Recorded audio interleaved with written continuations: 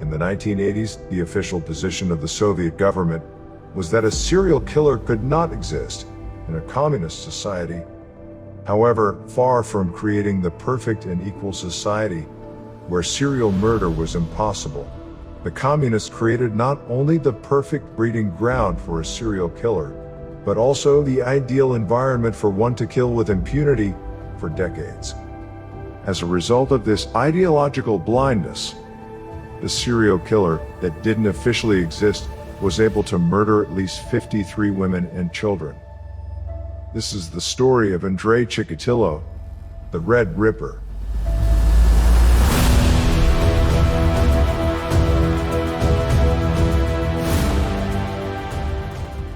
In the 1930s, Ukraine, at the time part of the Soviet Union, was suffering from one of the largest man-made famines in history, known as the Holodomor.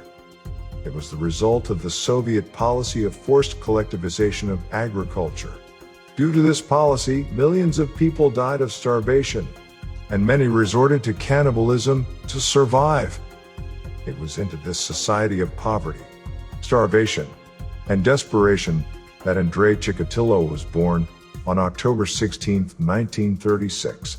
His family lived in the village of Yablukny, where his parents both worked as collective farm laborers. They received no wages for their work, but were instead allowed to cultivate a plot of land behind the family's one-room hut. As a result, Chikatilo grew up in extreme poverty and seldom had enough to eat. During his childhood, his mother Anna repeatedly told him that he had an older brother named Stepan, who, at the age of 4, had been kidnapped and cannibalized by neighbors. While it is not known if Stepan Chikatilo did suffer such a fate, or if the story was just a figment of his mother's imagination, it nonetheless left a terrible impression on Andrei. Poverty was not the only trauma that Andrei Chikatilo witnessed as a child.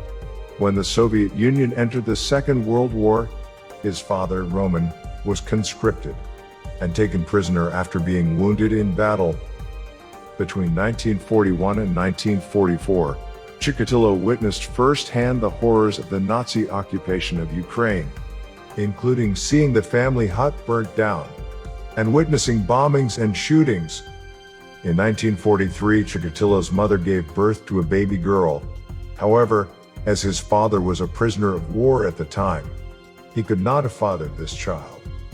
It is suspected that, like many Ukrainian women at the time, Anna Chikatilo was raped by a German soldier. As Andrei and his mother lived in a one-room hut, it is likely that Andrei was forced to witness his mother's assault, which may have been a contributing factor in his future sexual deviance. After the war, Andrei began attending school. Although he was a good student, he was consistently targeted by bullies. He often attended school on an empty stomach and would regularly pass out from hunger. At home, Andrei's mother was harsh and unforgiving, berating and beating him for his chronic bedwetting. In his teens, Andrei was a model student and an ardent communist. An avid reader of communist literature, he was appointed chairman of the Pupils' Communist Party Committee and organized street marches. He graduated from high school with excellent grades in 1954. However, his teenage years were also tumultuous. At the onset of puberty, Andrei discovered that he was chronically impotent. He was extremely shy and awkward around women. But in 1955, he began his first serious relationship. On several occasions, they attempted intercourse, but Andrei was unable to sustain an erection. His impotence led her to end the relationship a few months later. Between 1957 and 1960, Andrei Chikatilo performed his compulsory military service. Afterward, he returned to his home village and briefly worked alongside his parents. During this time, he began another relationship with a young, divorced woman. After several failed attempts at intimacy, the relationship ended, and word of Andrei's impotence spread. Feeling ashamed, Andrei left and moved to the town of Rostov. In 1963, his sister introduced him to his future wife. After knowing each other for only 2 weeks, the couple was married. Because Andrei was unable to maintain an erection, they were never able to engage in sexual intercourse. However, Andrei did manage to father 2 children by masturbation, after which his wife manually inserted his semen. His marital sex life added to his growing sense of shame, inadequacy, and sexual frustration. In 1971, Chikatilo received a degree from Rostov Liberal Arts University and found a job as a teacher at vocational school number 32 in Novoshakhtinsk. By all accounts, Chikatilo was a bad teacher. He lacked the authority to maintain discipline in his classroom, and he behaved inappropriately toward his female students. On several occasions, he entered the girls' dormitory, trying to see girls undressed. In 1973, he committed his first known sexual assault.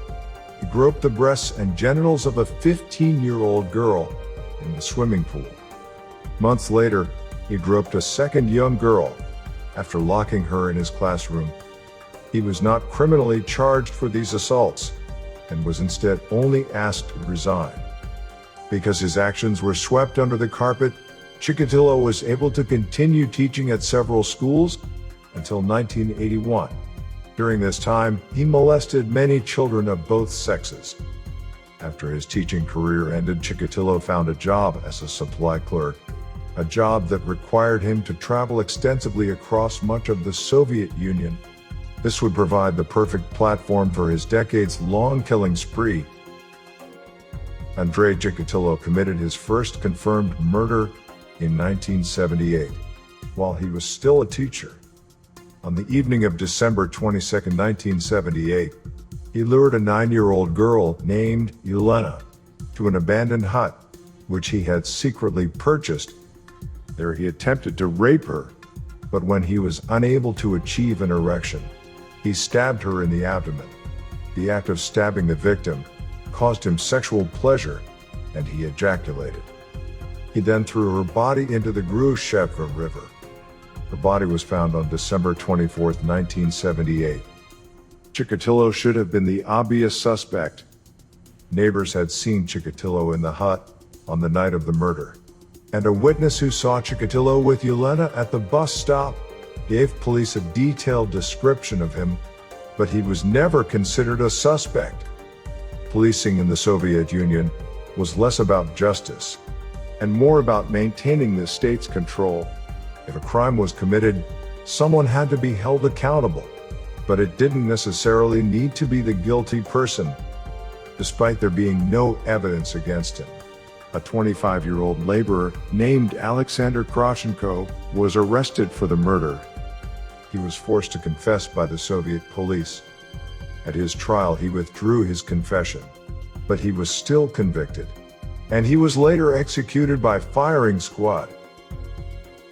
After committing this first killing, stabbing his victims became Chikatilo's substitute for sexual intercourse, and he was able to achieve orgasm only when stabbing women and children to death.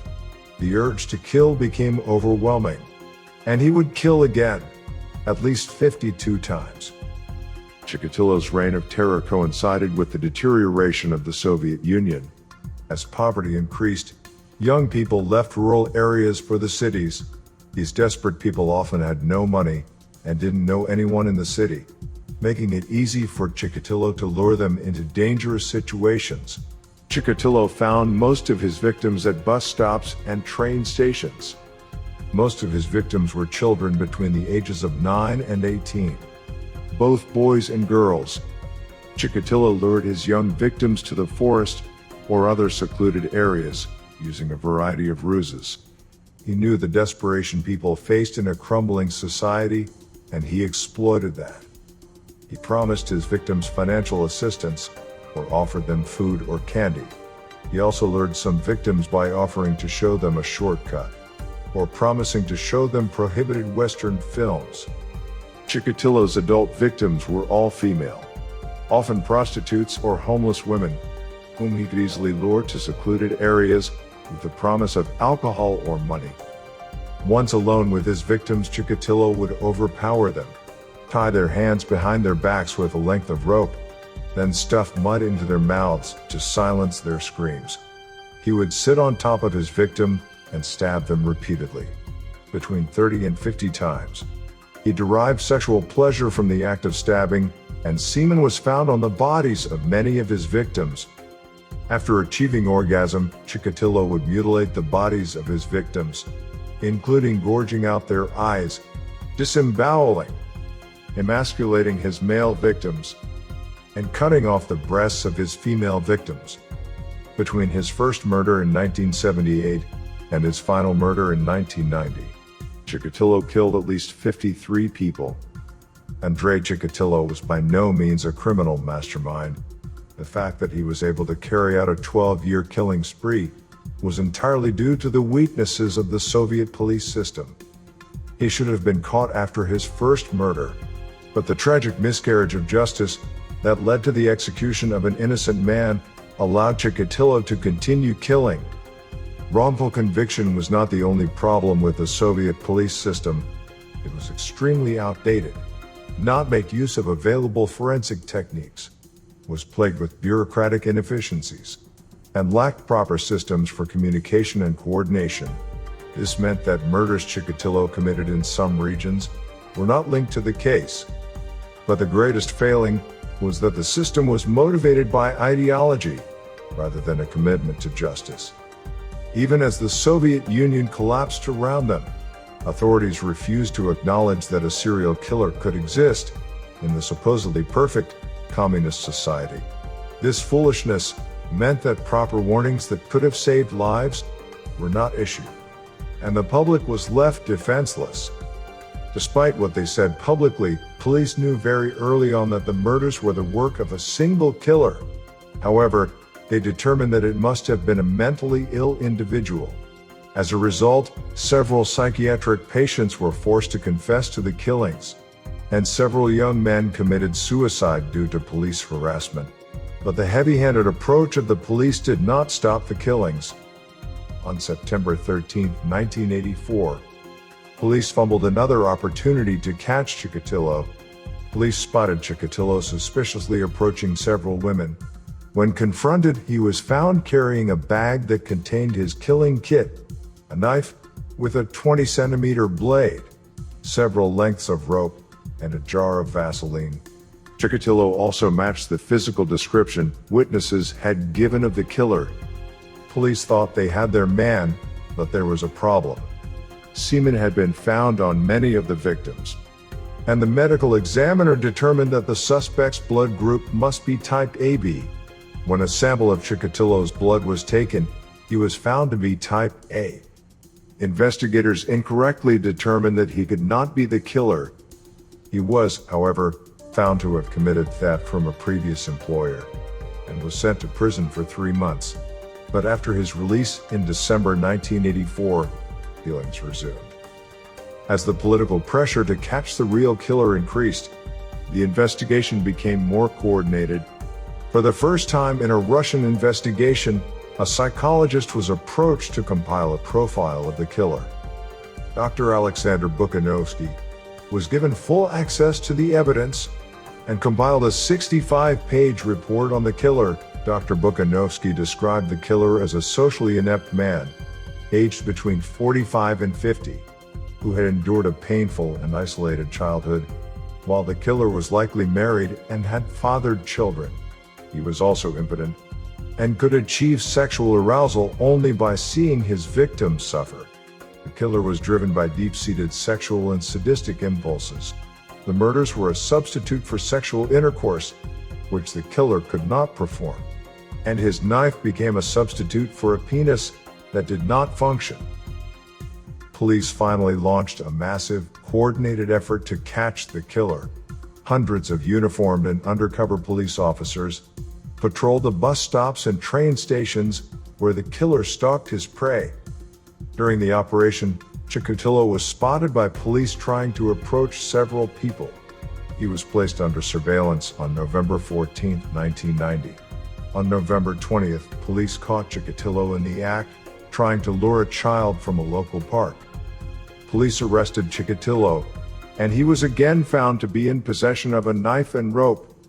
When Chikatilo was searched, he was found to have a deep wound on one finger. The medical examiner determined it to be a bite mark. It was later discovered that his penultimate victim, Viktor Chashenko, had bitten him while fighting back. The last piece of the puzzle was matching Chikatilo to the semen found on the victims. But when another sample of his blood was taken, it was again found to be type A.